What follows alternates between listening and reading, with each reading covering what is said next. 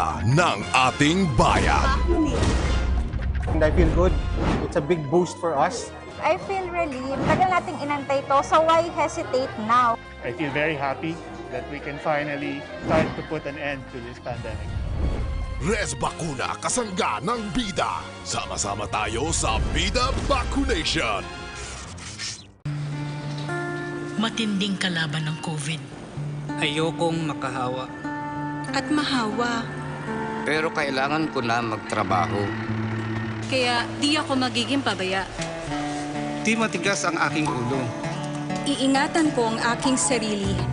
Para maingatan ang pamilya ko. Ito ang ambag ko. Ako, Ikaw. lahat tayo. Sama-sama nating Mayaangat ang bayan. Basta't sama-sama tayo Sa pag-ingat buhay. para sa ating hanap buhay. Mask, hugas, iwas. Magandang tanghali Pilipinas. Dumating po kaninang alas 7 ng umaga ang 1 bilyong doses ng Sinovac. No? At mamaya inaasahang darating ang mahigit 2 milyon or 2,279,160 doses ng Pfizer vaccine. Ito na ayon sa National Task Force ang pinakamalaking single-day delivery sa ngayon ng bakuna. Kabilang mga ito sa 11 milyong doses ng bakuna kontra coronavirus na inaasahan nating darating ngayong buwan ng Hunyo. Tiniyak ng ating Vaccine SAR Secretary Carlito Galvez na magkakaroon ng steady supply ng bakuna at bibigyang prioridad ng ating vaccine deployment ang mga lugar na most vulnerable sa COVID-19 surges, alinsunod sa direktiba ng ating Presidente. Sisiguraduhin natin ang ating mga lokal na pamahalaan ay magkakaroon ng mga bakuna. Kaya sa mga lugar na may report na nagkakaubusan ng bakuna, huwag po kayo mag-alala, may paparating na pong mga bagong supply. Nagsimula na rin po ang bakunahan ng A4 Priority Group or Economic Frontliners ng mga lokal na pamahalaan. Kahapon, June 9 sa San Juan, nagsimula na ang pagtuturok ng mga empleyado kabilang ang store vendors ng business establishments. Pati non-residents ng San Juan ay nagtatrabaho sa nasabing lungsod ay kasama sa listahan ng A4. Inuulit namin, libre po ang bakuna ha, first dose at ang second dose. Tara na at magpabakuna para ligtas kayo, ang inyong pamilya at ang inyong komunidad. COVID-19 updates naman po tayo. Ito ang ranking ng Pilipinas sa mundo ayon sa Johns Hopkins. Number 24 ang Pilipinas pagdating sa total cases. Number 31 po tayo pagdating sa active cases. Number 132 sa cases per 100,000.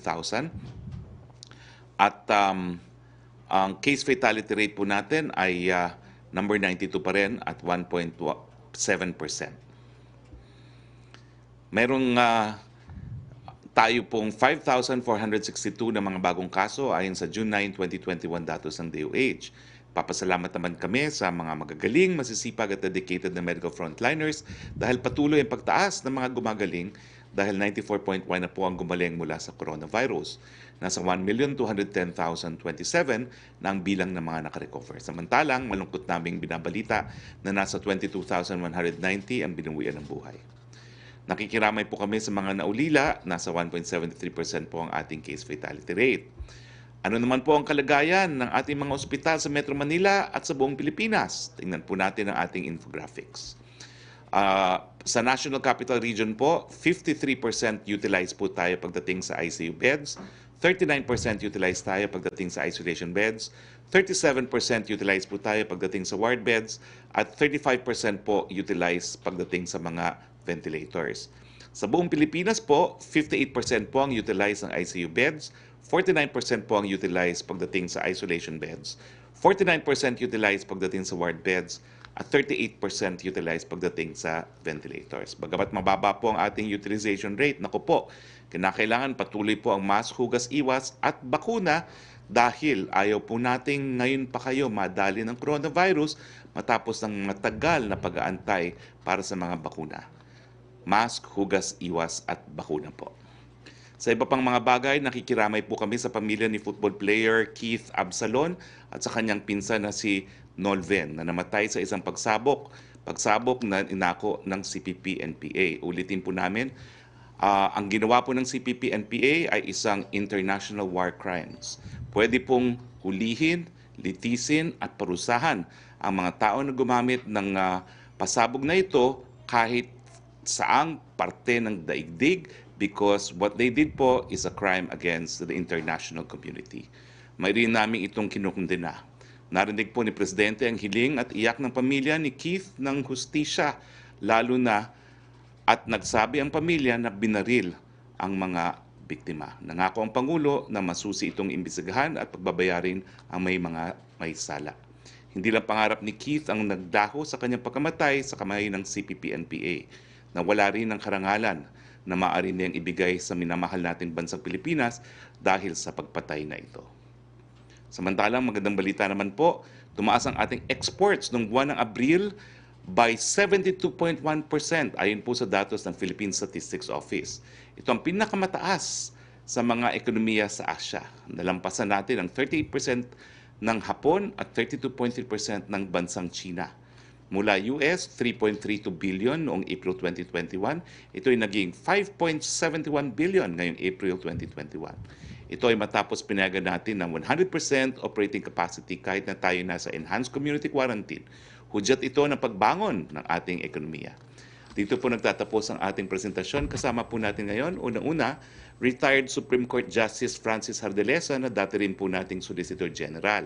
Siya po ang naghain nung nanalong kaso sa International Tribunal for the Law of the Sea, dyan po sa Permanent Court of Arbitration. Kasama po natin si Professor Romel Bagares, isang profesor ng batas, at Dr. Melissa Loha, isang PhD in International Law galing po sa University of Hong Kong. Justice, unahin ko na po kayo, nagpadala po kayo ng liham kay Presidente na bilang paggunita ng pang-5 taon ng ating tagumpay dyan sa Permanent Court of Arbitration, ay sinabi ninyo na siguro ang pinakamabuting paraan para mapatupad ang desisyon nito ay sa pamamagitan ng pagpasa ng Kongreso ng batas na alinsunod sa desisyon ay mag-aamenda ng ating kasalukuyang Philippine Baselines Law. Bigyan lang po kami ng konting eksplanasyon kung bakit unang-una batas ang kinakailangan. Meron po kasi kayo isang kapwa retiradong maestrado na sinasabi hindi na raw kinakailangan ng batas. At pangalawa, anong magiging hugis ng batas na ito at bakit ito ay magpapatupad ng ating pangalo dyan sa Hague Tribunal. Justice Hardelesa, the floor is yours.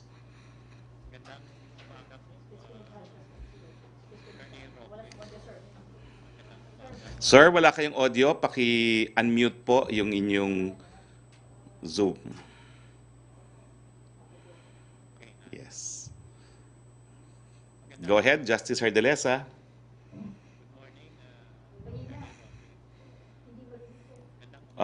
Justice Hardelesa, wala kayong audio po.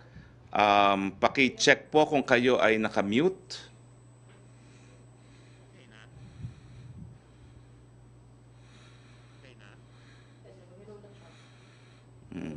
Mic test muna po. Hello, Justice Hardelesa, can you hear me?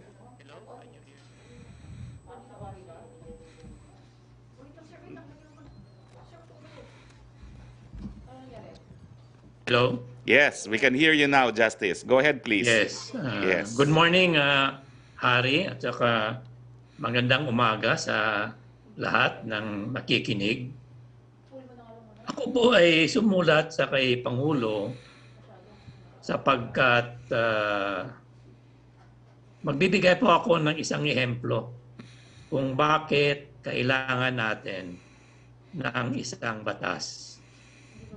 Alam niyo po, pinapadala natin ngayon na bilang mga, ang tawag sa kanila ay mga frontliners natin sa West Philippine Sea, ang mga kasamahan natin sa Philippine Coast Guard, mga kawani ng Philippine Navy, at saka mga opisyales ng Philippine Air Force na magpatrolya sa West Philippine Sea.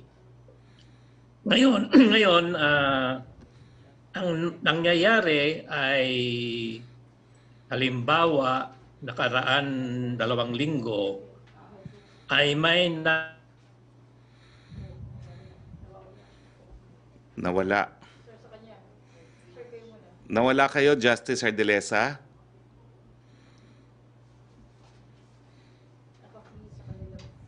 Oo, nawala si Justice Ardelesa. Subukan natin muna si Professor Romel Bagares habang inaayos po ang linya ni Justice Ardelesa. Professor Bagares, quickly lang po, ano yung nasa desisyon ng Hague Tribunal kung bakit kinakailangan tayong magpasa ng amendatory na batas po dito sa ating existing Philippine Baselines Law?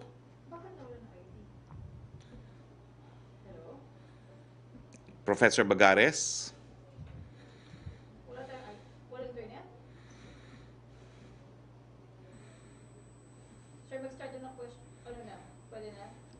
Hello? Yes, go ahead po. Yes, go ahead, Justice, as you were saying.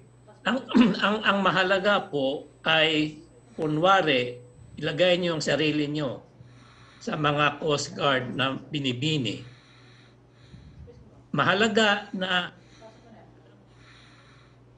sila ay nasa tuwid na lugar.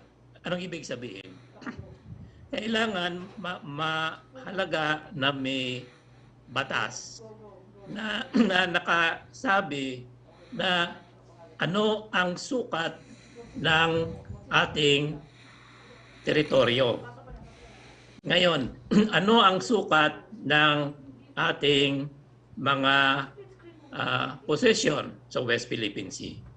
For example, ang ating Coast Guard ay nagpapatrolya sa isang islet sa kunwari sa Pag-asa. Sasabihin ng mga binibini ng Coast Guard sa dayuhan, huwag kayong dito kasi ito ay sa amin.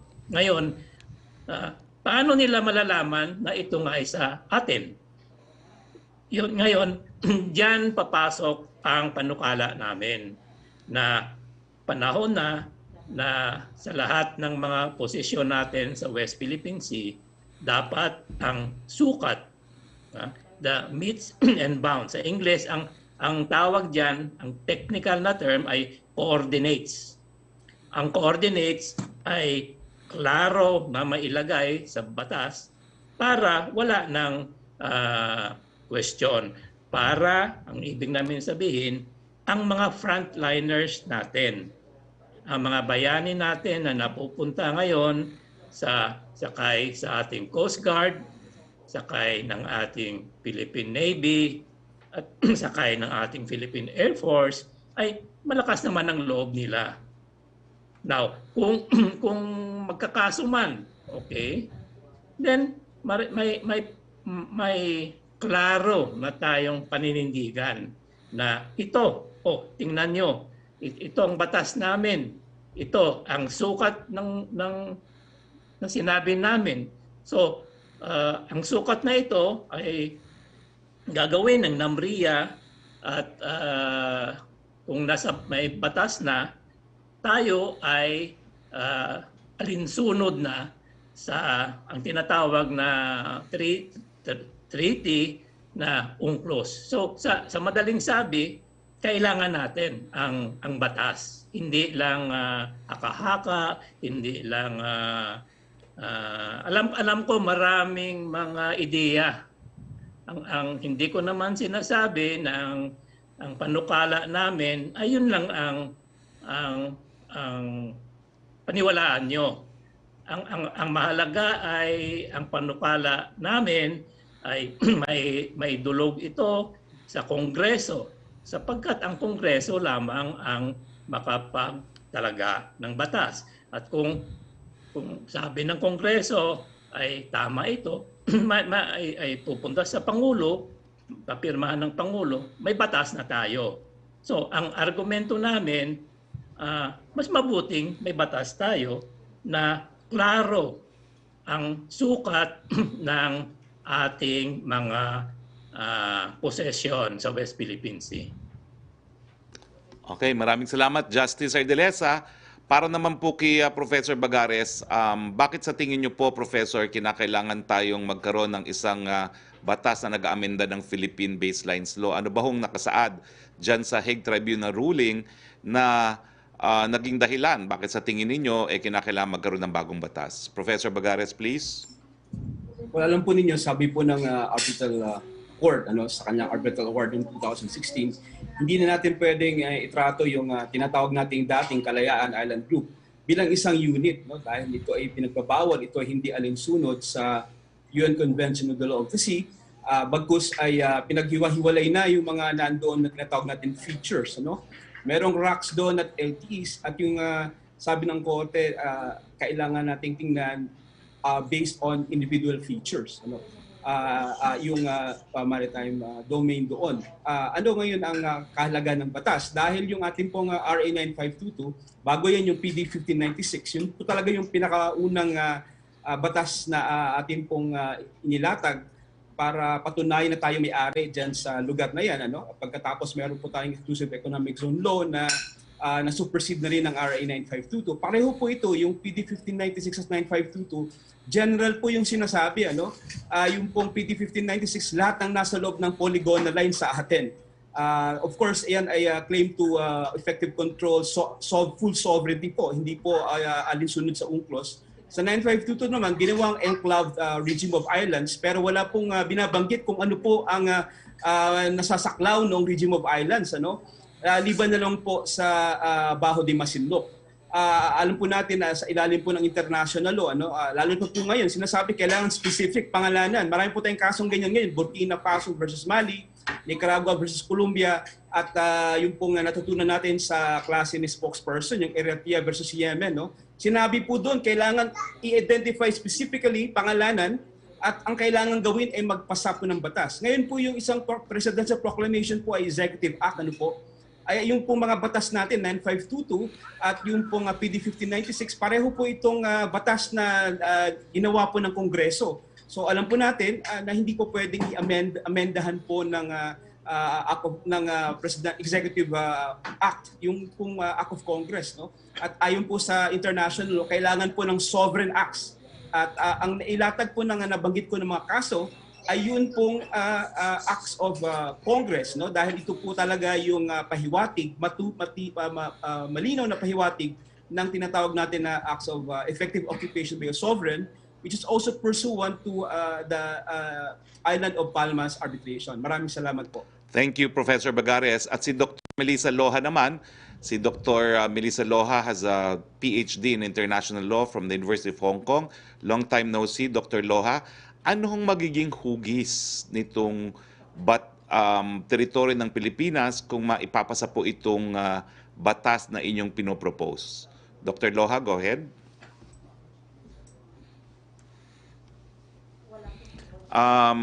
Dr. Loha, paki-unmute po ang Zoom ninyo. Paki-unmute. Yes. Yes, go ahead po. Pasensya na yung Tagalog ko kasi Bisaya, so I will speak in English. The proposed bill does three things. First, it identifies the features, like coordinates and name. Second, it identifies or demarcates the baselines. And finally, it reiterates continuing claim to sovereignty of the Philippines, and at the same time, a continuing claim to maritime zones emanating from the rocks, which will have their own baselines. So the function of the first provision would be to exercise territorial sovereignty over specific features consistent with the requirements of Eritrea versus Yemen, Nicaragua versus Colombia, Burkina Faso versus Mali, and so on. It is also consistent with what the arbitral tribunal said when it hinted or instructed the Philippines to treat the KIG no longer as a unit or as a single entity, but rather as individual rocks with individual territorial seas. So based on that ruling of the tribunal, we can now interpret Section 2 of RA 9522, which requires, number one, the adoption of baselines, And number two, the treatment of the features in the KIG as a regime of rocks in relation to the arbitral award. So that's the function of the first section. The function of the second section, which is to adopt baselines around specific rocks, is to indicate the starting point of the territorial sea of each rock, which would then push against the EEZ of the Philippines, coming from the archipelagic baselines adopted under RA 9522. Now, why is it necessary for us to delineate the territorial sea of each of these rocks? Number one, the EEZ of the Philippines, as defined by our councils in the arbitration, is impeded by numerous rocks inside the zone. And each of these rocks has a TS, has a 12 nautical mile TS. Now, we acknowledge this particular situation in order to avoid a denial of jurisdiction by the tribunal. Had we insisted on a full 200 nm from our baselines based on PB 1592, then the tribunal would have said that, number one, you have a territorial dispute, because then you will be encompassing not only the territorial sea, but even the rocks which are considered territory. Number two, you would have a maritime dispute, because then your EEZ would encompass or overlap with the TS of each rock. So in our definition, we said automatically we enclave each rock and we enclave each TS. And therefore, we avoided a ruling of non-jurisdiction or inadmissibility. So that's the function of the second provision. The other function is that if you look at the map. Go ahead po, we're looking at the map. Yes, the second function is that the tribunal declared that we have an EEZ in Mischief-Free, Second Thomas Shoal, and Reed Bank. That's very, very clearly stated in the arbitral ruling. At the same time, it says that we have to account for the territorial sea and the rocks inside the ES. But then, at the present junction, we have no knowledge of where the TS of these rocks end and where our EEZ begins, or where EEZ meets the TS of these rocks. And therefore, we need to know exactly the intersection between these two regimes so that our law enforcers would know whether to use enforcement or diplomacy. Because once they approach the territorial sea of a disputed area, of a disputed rock, then they should know that they will be governed by the UN Charter on the non-use of force in a disputed territory. At the same time, we have rocks that we occupy, for instance, Patag and Lawak. Now, if we occupy these rocks, and at the same time, of course, it's contested, therefore, we have full territorial sovereignty over the rocks and over the territorial sea. If we know where the territorial sea is of these two rocks, then we will know that whenever there's an intrusion, in the same way that, let us say that if we were in possession of Makinan or Simcoe and there was an intrusion in Julian Felipe, then we can say that you are already intruding into our territory and therefore you are impairing our territorial sovereignty. And therefore our law enforcers should know what they're supposed to be doing.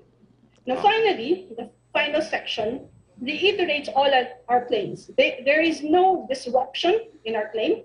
We are not surrendering anything. We are simply saying we are clarifying these claims so that we can begin to enforce the award as far as our sovereign rights are concerned under international law.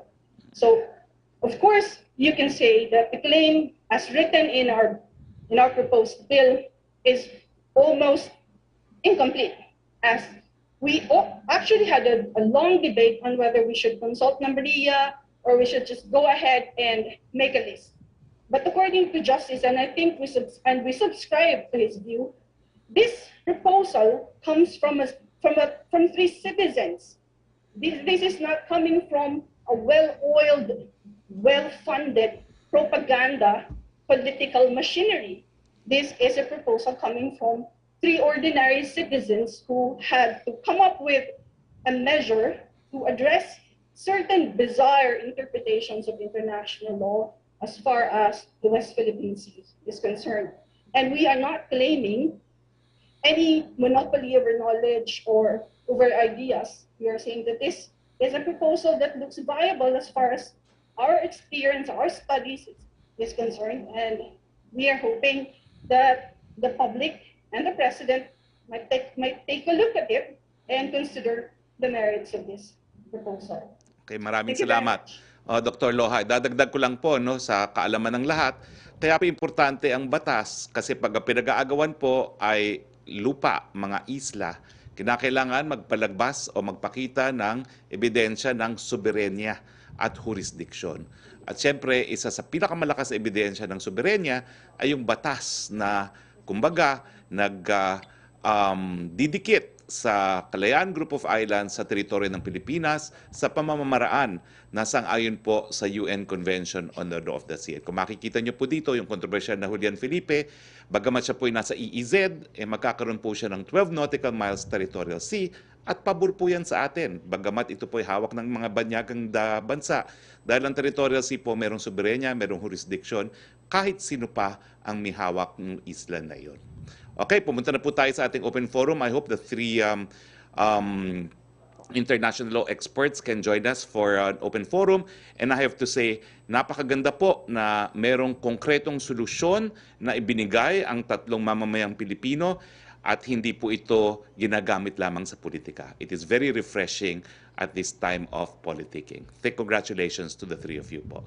Punta tayo kay Yusek Roque, please. Yes, good afternoon, Secretary Roque at sa ating po mga bisita. Ang first question po mula kay MJ Blanca Flor ng Daily Tribune. When the President said that he is resisting calls for his vice presidential bid, was it an outright rejection of the possibility that he will run for a government post next year? When the President's words are clear, I don't have to construe or interpret.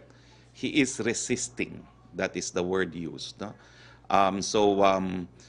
Ayaw po niya. Pero hindi pa naman niya sinasabing hindi.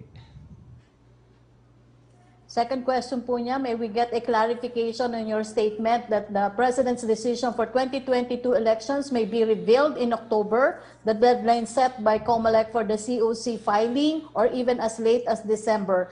The cut-off for the substitution period, does it mean the President can replace a PDP candidate for BP at the last minute, just like what he did during the 2016 presidential elections? Our Omnibus Election Code allows for that. Third question po niya, will the President meet with Senator Pacquiao to discuss the issues in PDP Laban as well as the West Philippine Sea dispute? Does the President still trust Senator Pacquiao as an ally and party mate? I will have to consult with the Appointments Office po.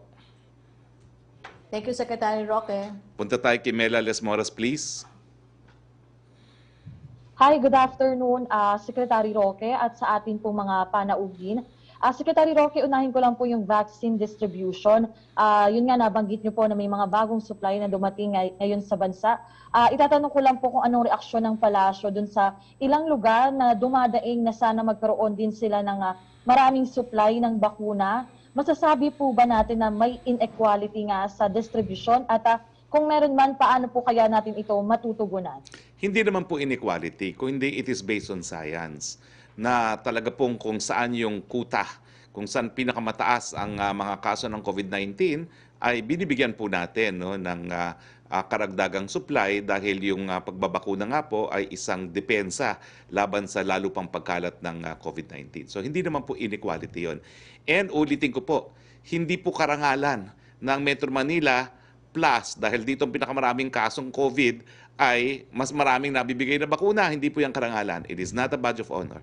It is a sad state of fact na marami po ang kaso rito.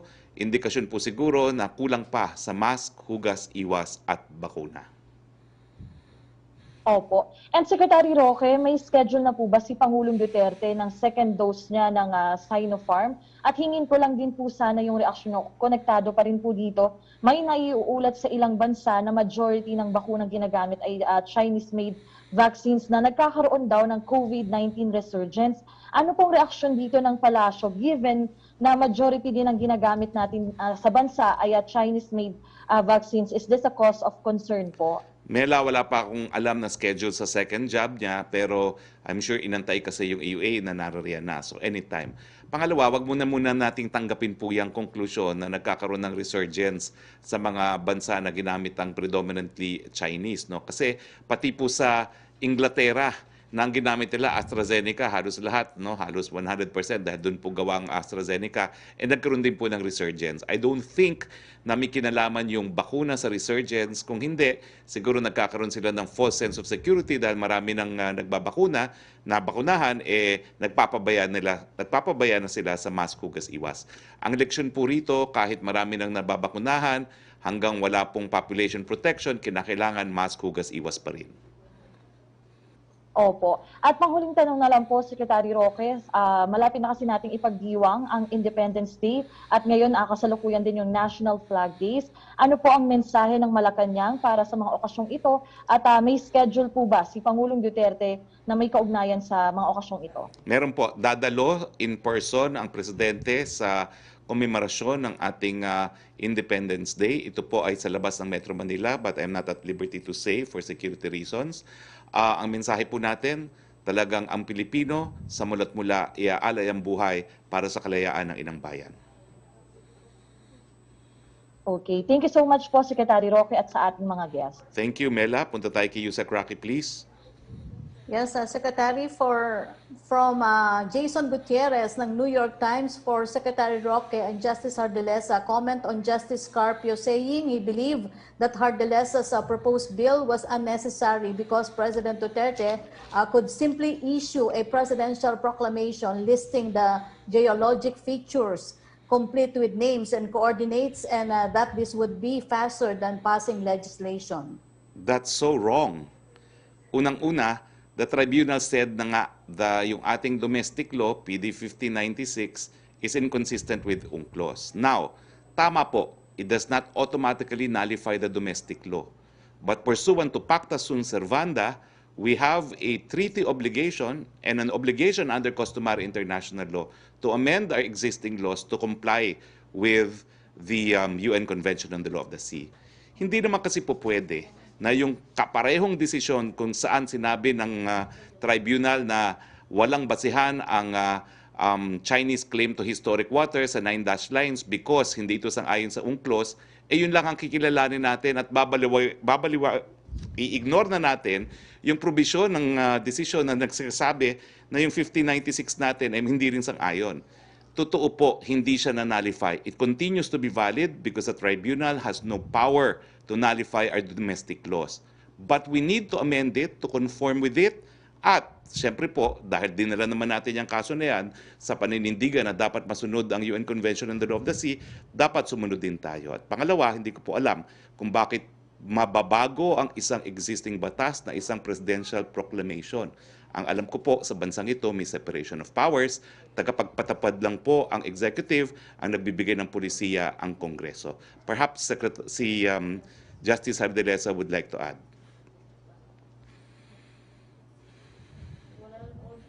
Nako, walang audio na naman si Justice. Nawala ang audio mo, paki-unmute. Thank you. Yeah. Ang masasabi ko lang ay ako ay natutuwa na napag-uusapan ang issue na ito. Kailangan ba na mag-amyenda ng baselines law? At kung kailangan ba ng panukalang batas o hindi na kailangan ng panukalang batas ay isang presidential proclamation. Ngayon, itong mga usapin ay dapat ang sasagot ang Kongreso. Ngayon, At hindi lang ito ang sinasabi namin na maaring solusyon. Kasi ang ang sulat namin sa Pangulo ay pang-5 anibersaryo na po ng panalo natin sa International Tribunal. Ngayon, kung tayo ay naniniwala na ang panalo natin ay tama, paano natin ang tawag nga, ma-enforce? Okay. Ngayon, maraming panukala, marami ng mga sinabi ng mga ibang tao. For example, merong dumulog sa International Criminal Court. Okay. Yun, pag dumulog ka sa International Criminal Court, hindi na tayo magdidebate. So, in that sense, it is straightforward. Okay? Ano ang pakay ng kaso sa International Criminal Court? Na dinulog ng mga ibang Pilipino para mapanagot ang isang leader ng katunggali natin na bansa, ng kriminal, sa mga pananaw na may mga hindi kasiyasaya na ginawa sa West Philippine Sea. At pananagot siya, ang bansa, sa lahat ng pinsala sa ating sa West Philippine Sea. Ngayon, ito ba ang tama na hakbang? Ngayon, may ibang variation din na pumunta na lang tayo sa United Nations. Okay? Anong gagawin natin doon? Irereklamo natin ang isang bansa. Okay.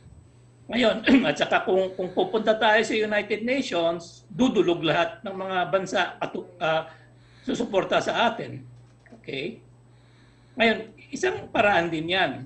Merong mga nagsasabi na sundan natin ang nangyari sa Nicaragua, sundan natin ang nangyari sa Arctic Sunrise.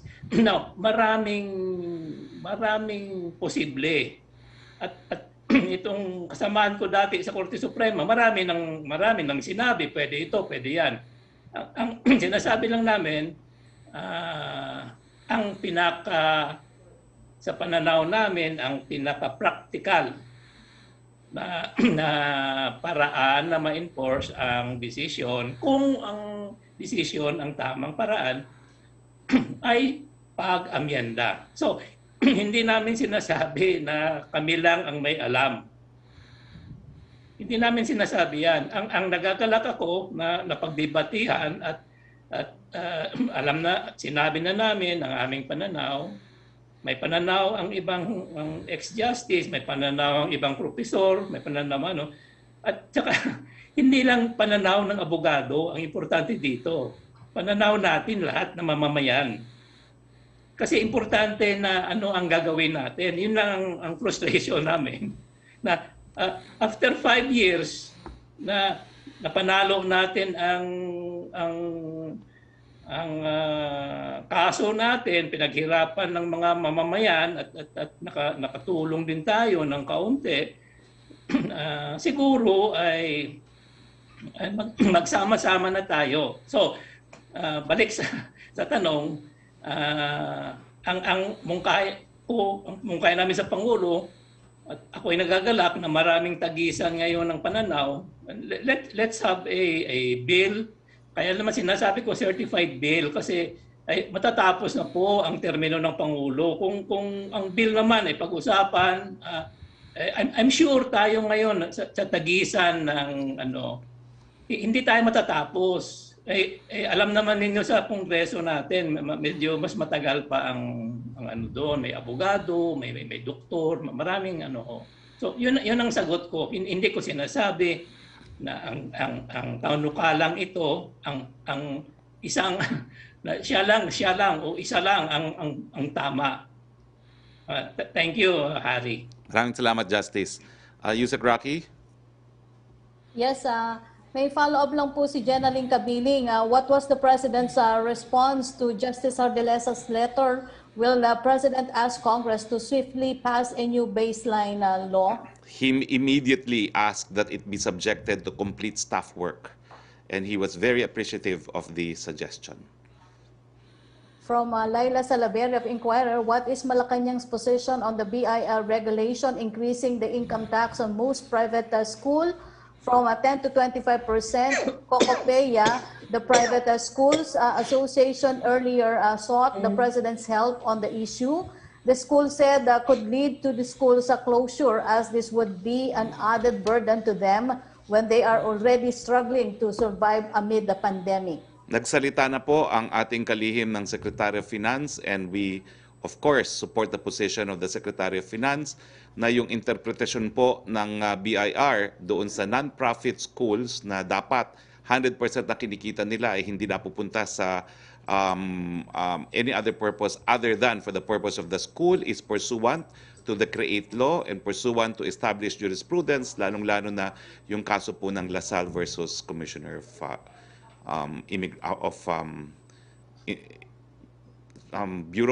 Commission of Internal Revenue.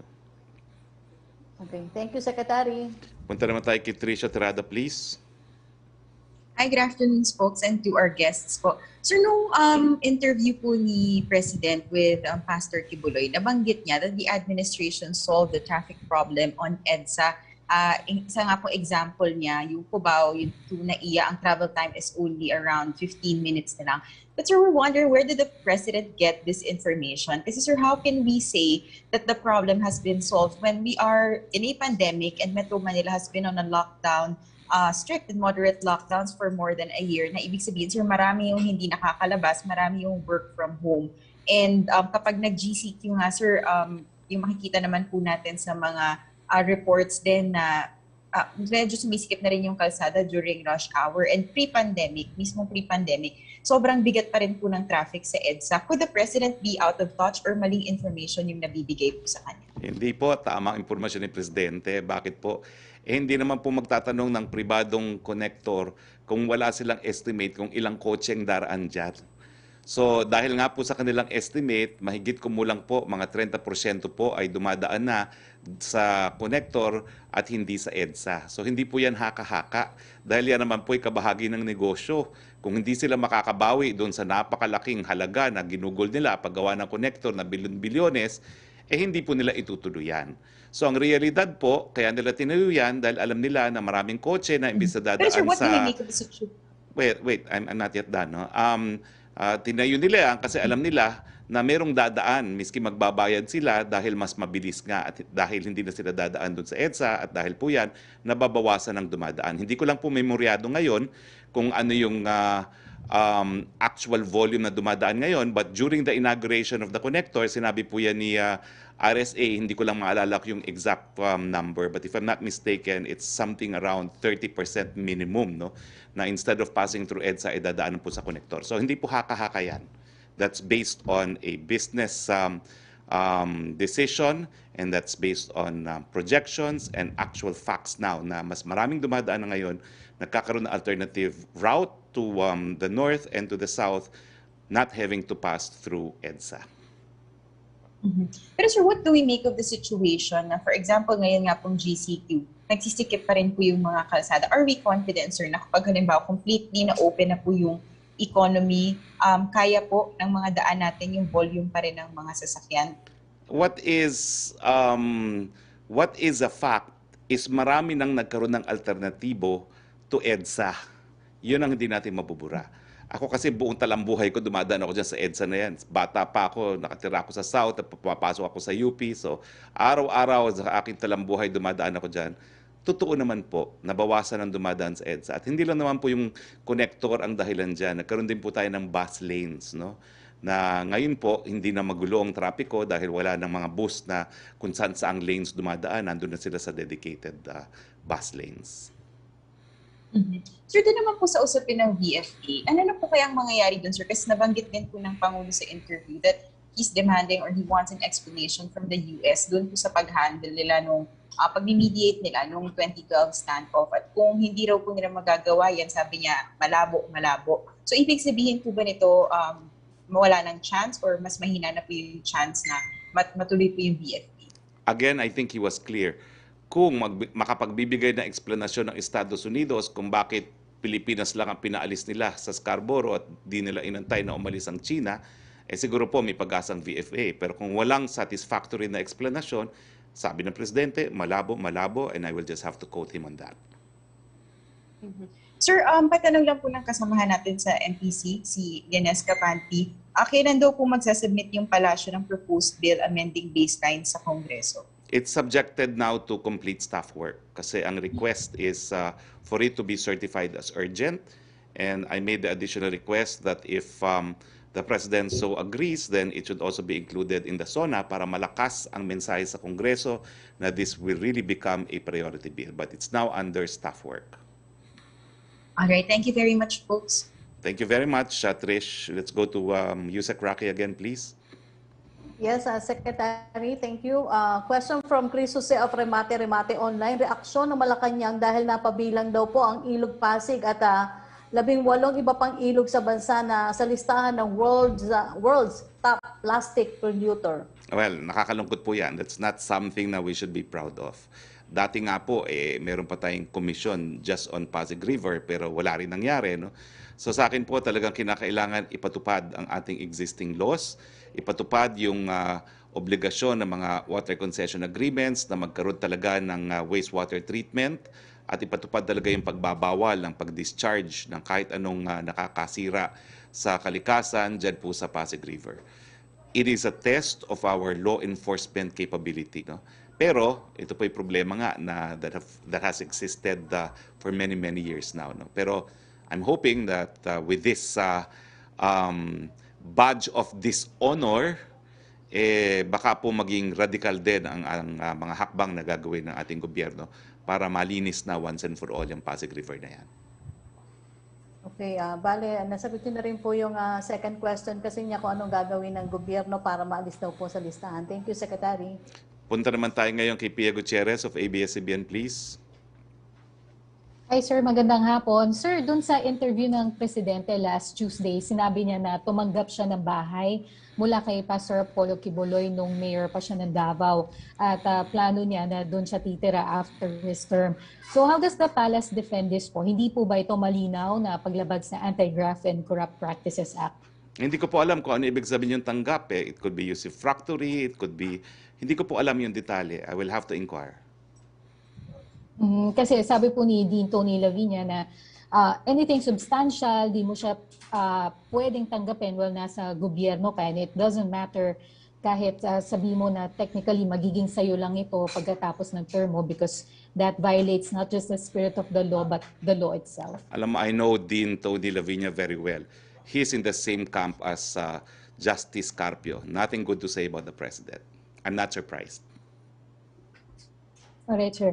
Sir, dun sa Sinopharm, bakit po kailangan hintayin pa ng Pangulo na magkaroon ng EUA para magkaroon siya ng second dose when the donation was already covered by the compassionate use permit? Is this an admission on the part of the President na dapat talaga hinintay niya yung EUA ng Sinopharm bago niya ito ginamit for the first dose? Because some doctors reached out to him and said, perhaps he should wait for the EUA. And out of respect to our medical frontliners, he complied. Bakit daw, sir? Bakit kailangan he should have waited for the EUA? Anong sinabi ng mga doctors? Well, I'm not too clear because he has his own personal physicians and he takes advice from a group of doctors who have access to his personal physicians. But I was not present in the meeting. Pero ang sabi nga ni Presidente nung inanunsyo niya na ibabalik niya yung 1,000 para wala nang gulo, sige, ibabalik ko na. No? So that's the context by which I'm saying that the doctors reached out to him and said, antayin ang EUA.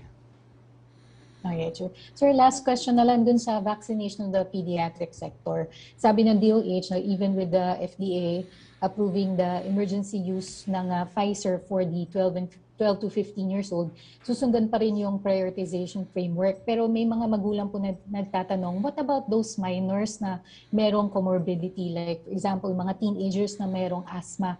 Hindi ba sila mapapasama doon sa A3? Alam niyo po, antayin muna natin ang pagdating ng mas maraming bakuna. That's speculative at this point because alam natin na pagdating po ng Hulyo at saka susunod na mga buwan ay darating na inaasahan nating bulto na mga supply. No? So let's wait a while po muna dahil ngayon it's futile to answer that question habang nagsisimula pa lang po tayo ng A4 at habang tinatapos pa rin natin yung A1, A2, and A3.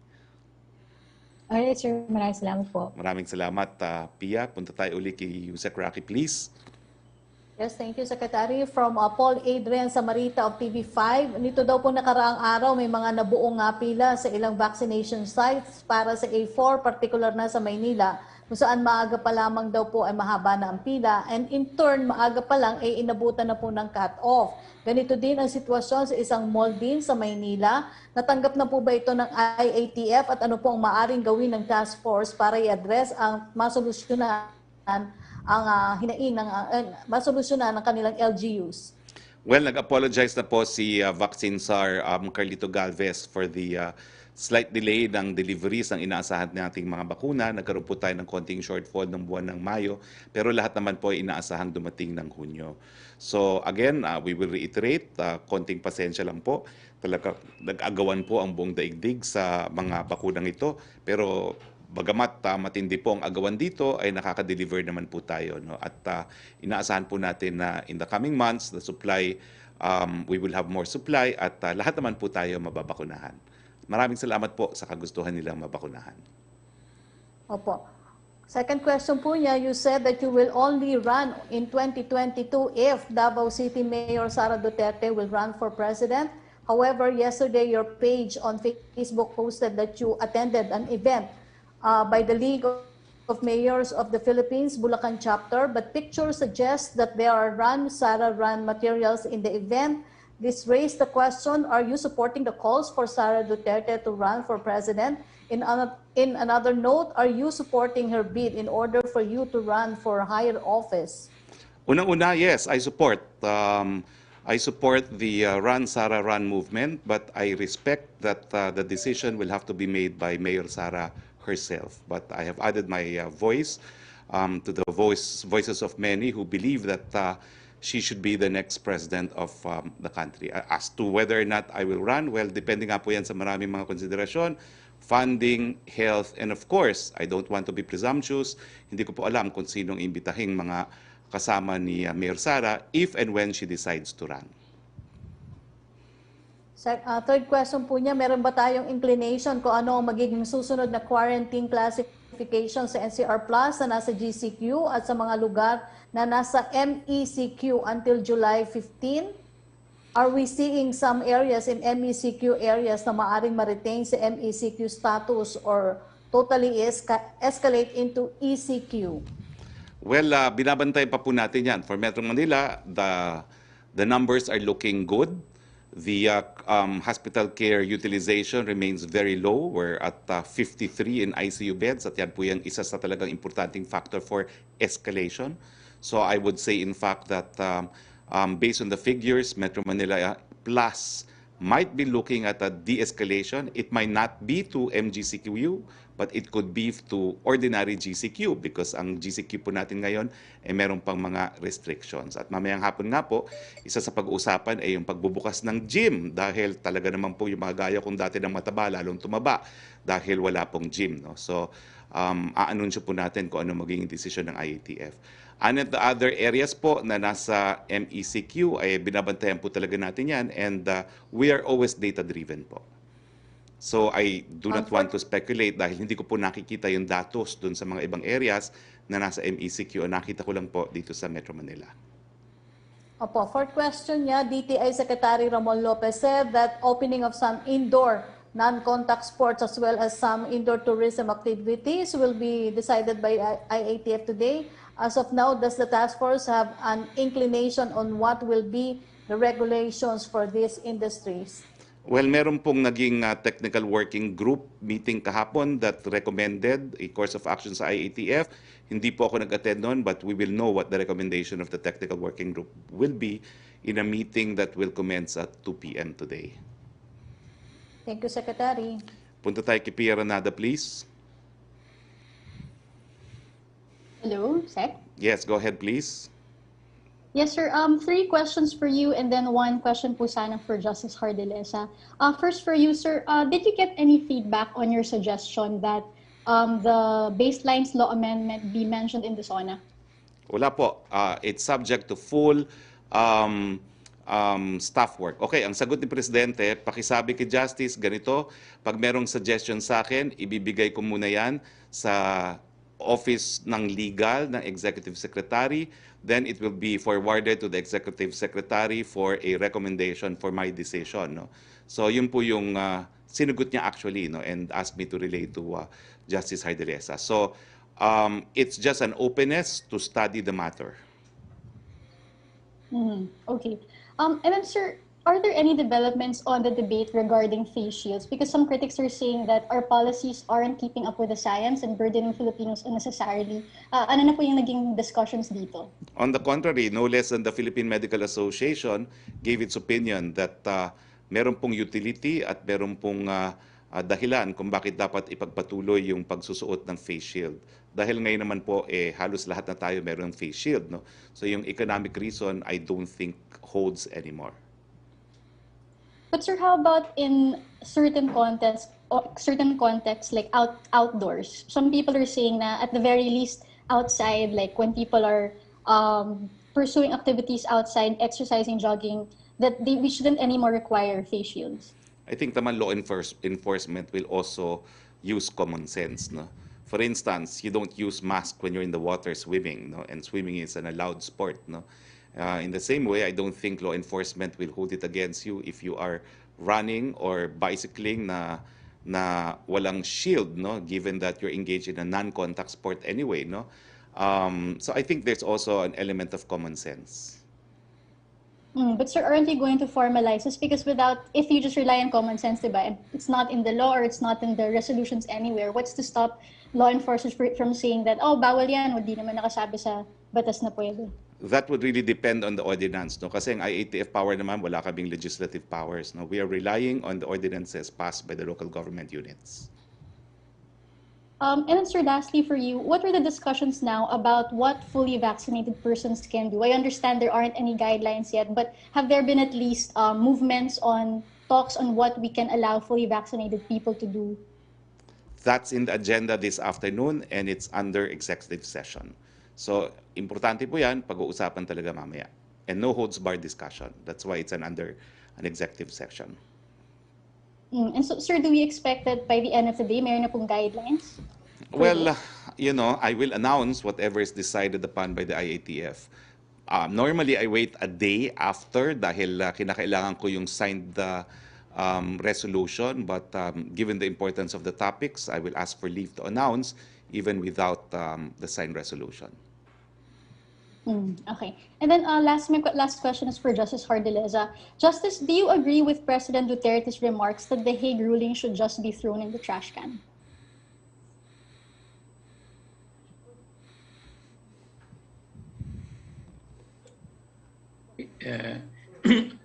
Excuse me, what is the question again? Sir, do you agree with President Duterte's remarks that the Hague ruling should just be thrown in the trash can because hindi naman daw po siya enforceable? Okay. Tiningnan ko yung statements ng Pangulo. I think in the first place, he did not say na throw it into the trash can. He said something else. And then sinabi niya yon sa konteksto sa context na sinabi niya. So, you will remember na ang Pangulo ay dumulog din sa United Nations. Sinabi niya na itong napanalo ng Pilipinas, I don't know the exact terms, but it's durable, permanent. I think sinabi niya permanent. So, tiningnan ko rin sa mga State of the Nation address niya. Pero ang ginagamit niya na termino ata permanent. So, sa kabuuhan, I think the President is supportive of the tribunal's decision. Sir, let me just read out the exact quote. pinursu ko, walang nangyari. Actually, sa usapang bugoy, sabihin ko sa'yo, bigay mo sa akin, putang ina papel lang yan, itatapon ko yan sa wastebasket. I think the So, do you agree questions with that? I think the question's been answered, When no? you work hard for that, they agree. No, let me answer. Ang konteksto noon, sabi niya sa usapang bugoy. Ang di ba sabihin ng usapang bugoy ay usapang bugoy. So okay lang 'yun, sir. Kung if a Filipino defends before an international tribunal what is the position of the Philippines, ang magiging importante ano ang sinabi ng Pangulo sa United Nations. Ano ang sinabi ng Pangulo sa State of the Nation Address. Okay? Ngayon, ang tanong mo ay mas ninanais mo ba hindi sana sinabi ng Pangulo ay pwede kang mag-argumento. But ang sabi ko naman sa iyo ay lahat ay nasa konteksto. Everything is said in context. So, ngayon, alam mo ang mahalaga dito ay alam mo kung tayo ay dudulog ulit sa International Tribunal, ninanais ba ng mga Pilipino na yung mga sinasabi natin will be taken against us? Yan bang ninanais natin? Okay, So thank you're you, saying, sir, Justice, that and not thank all of- you. Thank you, Pia. Okay. Let's move on to Yusek Roque again. Yes, thank you, Secretary. From Jerome Maning of PDI, Senator Pacquiao defended his statement on the West Philippine Sea issue by saying he was just a Filipino voicing out what needs to be said in defense of what has been adjudicated as rightfully ours. Ang question daw po niya, as an international lawyer, do you agree that the arbitration case can be described as an adjudication? Well, hindi po strictly speaking adjudication ang isang arbitral ruling in the sense that we know that Philippine courts adjudicate cases, no?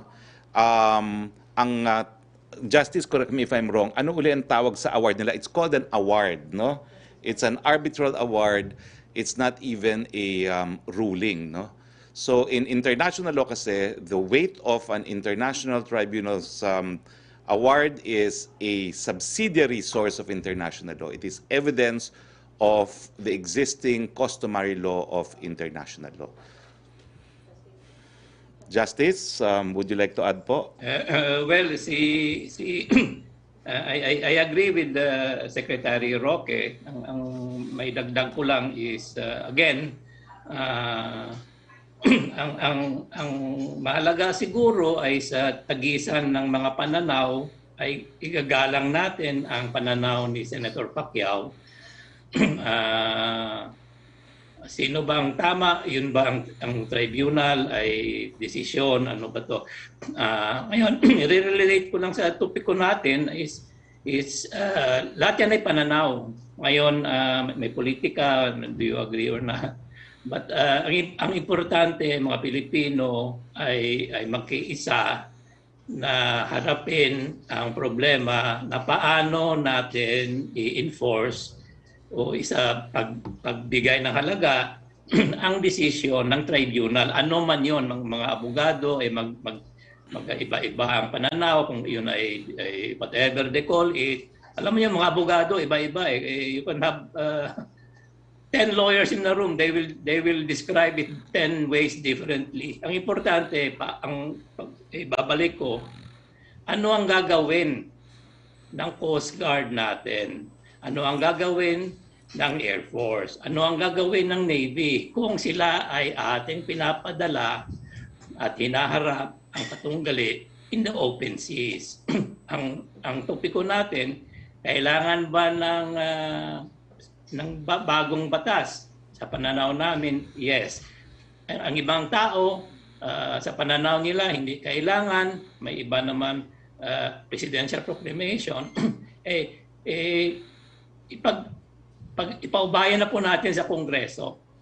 Yun lang po, Mr. Secretary. Okay, maraming salamat. Go ahead, Yusek Roque. Last question.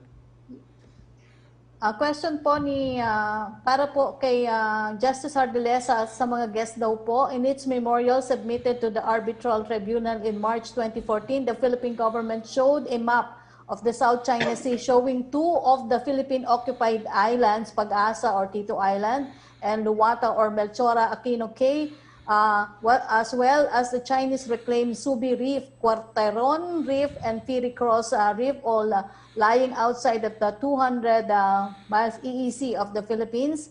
These features are also outside the EEZ limits of all the other claimant countries. The map appears as figure 2.5 in the memorial. Ang question po, what is now the basis of the Philippines' continuing occupation of Pag-asa, considering that it's outside of our EEZ and that the arbitral award virtually nullified the Kalayaan Island Group polygonal territorial claim of the Philippines? Go ahead, Justice. Secretary Roque, siguro either si Professor Melissa o Professor Bagares. We're running out of time po, no? I'll just quickly answer it, no? Well, the claim po is because Pag-asa is not maritime territory. Pag-asa is land territory which we acquired and over which we exercise sovereignty and jurisdiction. Magkaiba po kasi yung mga batas na umiiral sa karagatan gaya ng EEZ at sa mga isla gaya ng Pag-asa. So even if it is outside of our EEZ, hindi naman po siya karagatan. Isla po siya. At ang importante, the state that makes the superior claim on the basis of effective occupation, yung ebidensya ng soberenya at jurisdiction, will be awarded that territory. Go ahead, Yusek Roque, because we're out of time now. 1:10, marami pa bang mga tanong? Opo, meron po tayong tatlo pang tanong dito. Okay lang. Go ahead, pakibasa na po yung tatlo.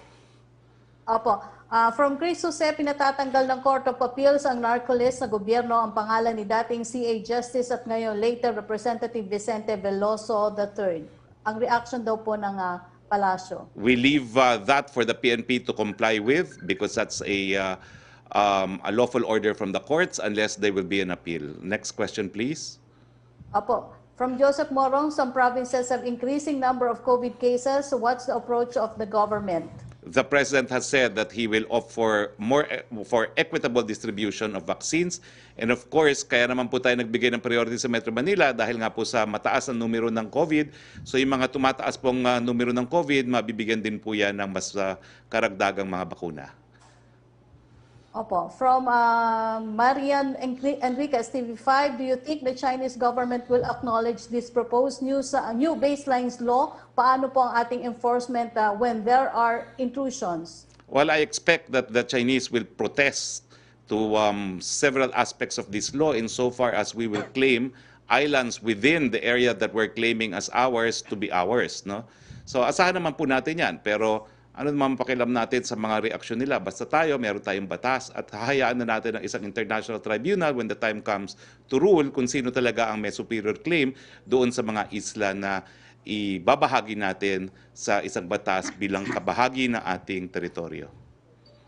Opo, pasensya na po. With Karen Lema ng Reuters, the Inquirer quoting Secretary Galvez reported that several vaccination sites around Metro Manila will be temporarily closed this week. Mga ilang daw pong vaccination sites ito? No idea naman po, no? At ang alam ko po yung hindi po itong dumating kaninang umaga na Sinovac, yung second to this one kung hindi po nakalabas na yung certificate of analysis, lalabas na rin, meaning po pwede na po mag-resume very soon.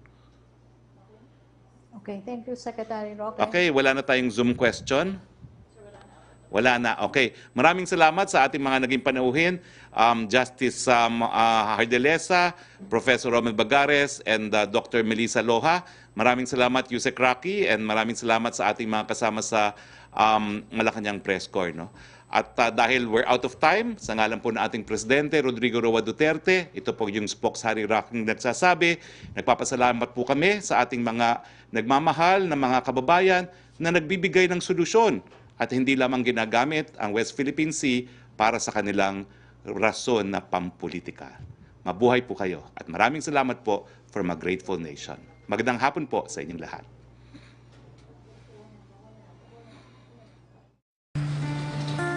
Matinding kalaban ng COVID. Ayokong makahawa. At mahawa. Pero kailangan ko na magtrabaho. Kaya di ako magiging pabaya. Di matigas ang aking ulo. Iingatan ko ang aking sarili. Para maingatan ang pamilya ko. Ito ang ambag ko. Ako, Ikaw, lahat tayo. Sama-sama nating Maiaangat ang bayan. Basta't sama-sama tayo. sa pag-ingat buhay. Para sa ating hanap buhay. Mask, hugas, iwas. May dagdag na paraan laban sa COVID-19. Together, we can be the Solution Plus. Bida Plus sa maayos na daloy ng hangin. Bida Plus sa maikling pisikal na interaksyon. Bida Plus sa pagsuporta sa bakuna. Bida Plus sa mga kwento ng kaligtasan sa Bida Barangay. Sa dagdag na pag-iingat, maraming buhay ang maliligtas. Bida Solusyon Plus laban sa COVID-19.